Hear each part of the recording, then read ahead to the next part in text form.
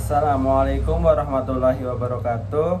Perkenalkan, nama saya Narendra Adi Alfariski dengan NIM 245461616 PN 19194. Di sini saya akan mempresentasikan sedikit materi tentang definisi, struktur, dan keterkaitan faktor biotik dan abiotik pada ekosistem mangrove. Langsung saja kita ke pendahuluan. Ekosistem mangrove merupakan salah satu ekosistem pesisir yang memiliki peran penting dalam menjaga keseimbangan antara lingkungan laut dan darat. Mangrove tumbuh di wilayah pasang surut yang memiliki kondisi air payau serta substrat berlumpur. Vegetasi mangrove berfungsi sebagai penahan abrasi pantai, penangkap sedimen, serta pelindung alami bagi biota laut. Dalam konteks observasi bawah air, ekosistem ini menjadi habitat penting bagi berbagai organisme seperti ikan, udang, kepiting, moluska, dan burung air. Selain itu, mangrove juga memiliki fungsi ekologis yang besar dalam menjaga kestabilan ekosistem pesisir dan mendukung produktivitas perairan. Selanjutnya, kita ke definisi ekosistem mangrove. Ekosistem mangrove dapat didefinisikan sebagai sistem kehidupan yang terbentuk oleh interaksi antara makhluk hidup, biotik, dan lingkungannya fisiknya, seperti abiotik, di kawasan pesisir tropis dan subtropis yang dipengaruhi oleh pasang surut air laut. Vegetasi utamanya adalah pohon mangrove yang mampu hidup di kondisi salinitas tinggi dan oksigen rendah.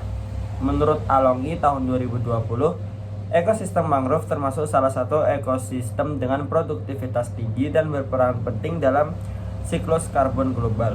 Ekosistem ini berfungsi sebagai daerah transisi antara darat dan laut yang menyediakan berbagai layanan ekosistem seperti penahan gelombang, penyimpan karbon, serta habitat bagi keanekaragaman hayati. Selanjutnya kita ke struktur ekosistem mangrove. Struktur ekosistem mangrove terdiri atas dua komponen utama, yaitu faktor abiotik dan biotik. Faktor biotik mencakup unsur-unsur fisik seperti substrat, salinitas, suhu, cahaya, pH, dan kadar oksigen yang memengaruhi kehidupan biota di dalamnya. Substratnya biasanya berupa lumpur atau pasir halus yang kaya bahan organik dan salinitas antara 10 hingga 30 ppt. Dan suhu sekitar 25 sampai 35 derajat Celcius. Sementara itu, faktor biotik terdiri atas produsen, konsumen, dan dekomposer. Produsen utama adalah tumbuhan mangrove seperti Rhizopora sp, Avicenna sp, dan Soneratia sp. Konsumen meliputi ikan, kepiting, udang, burung, serta moluska. Sedangkan dekomposer seperti bakteri dan jamur berperan dalam mengurai bahan organik sehingga menjaga keseimbangan nutrien di ekosistem tersebut. Selanjutnya kita ke keterkaitan faktor biotik dan abiotik. Keterkaitan antara faktor biotik dan abiotik di ekosistem mangrove sangat erat dan saling bergantung. Faktor abiotik seperti salinitas, suhu, kadar oksigen, serta jenis substrat akan menentukan jenis mangrove yang dapat tumbuh di suatu wilayah. Misalnya jenis Avicenna cenderung tumbuh di daerah yang lebih dekat ke laut dengan salinitas tinggi. Sedangkan Rhizopora tumbuh di bagian tengah dengan kondisi lumpur yang stabil.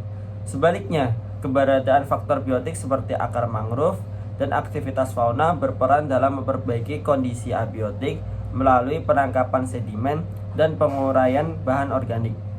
Hubungan timbal balik ini menjadi ekosistem mangrove sebagai sistem yang dinamis dan seimbang antara komponen hidup dan tak hidupnya. Selanjutnya kita ke peran mangrove dalam ekosistem bawah air. Mangrove memiliki peran penting dalam ekosistem bawah air. Akar mangrove yang rimbun berfungsi sebagai tempat berlindung dan berkembang biak bagi ikan, udang, serta berbagai organisme laut lainnya. Daun mangrove yang gugur menjadi bahan organik yang diurai oleh mikroorganisme, menghasilkan detritus yang menjadi sumber makanan bagi biota dasar perairan. Selain itu, mangrove berperan sebagai penstabil sedimen, penyaring alami polutan, dan penyerap karbon dioksida yang membantu mengurangi dampak perubahan iklim. Struktur akar yang kompleks juga menahan arus serta menjaga kejernihan air, sehingga mendukung keberlanjutan kehidupan bawah air di kawasan pesisir. Selanjutnya, kesimpulan. Ekosistem mangrove merupakan sistem yang kompleks dan unik dengan kaitan erat antara komponen biotik dan abiotik, adaptasi khusus pada tumbuhan mangrove seperti akar napas dan kelenjar garam memungkinkan mereka bertahan di lingkungan ekstrim dengan kadar oksigen rendah dan salinitas tinggi. Keseimbangan antara faktor lingkungan fisik dan organisme yang hidup di dalamnya menjadikan ekosistem ini sangat penting dalam menjaga stabilitas pesisir dan keanekaragaman hayati. Dalam konteks observasi bawah air, pemahaman tentang interaksi biotik dan abiotik di ekosistem mangrove sangat penting untuk mendukung upaya konservasi serta pengelolaan keberlanjutan sumber daya laut dan pesisir. Selanjutnya berikut adalah daftar pustaka dari video presentasi yang saya sampaikan. Sekian yang mungkin dapat saya sampaikan. Apabila ada salahnya saya mohon maaf. Bila taufik wal hidayah. Wassalamualaikum warahmatullahi wabarakatuh.